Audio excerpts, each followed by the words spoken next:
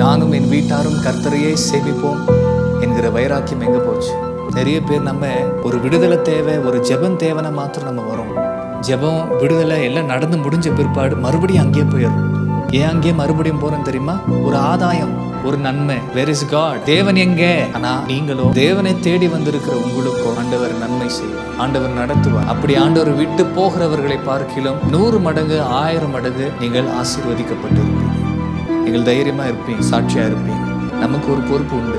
உண்மையும் விசுவாசத்தோடும் நாம்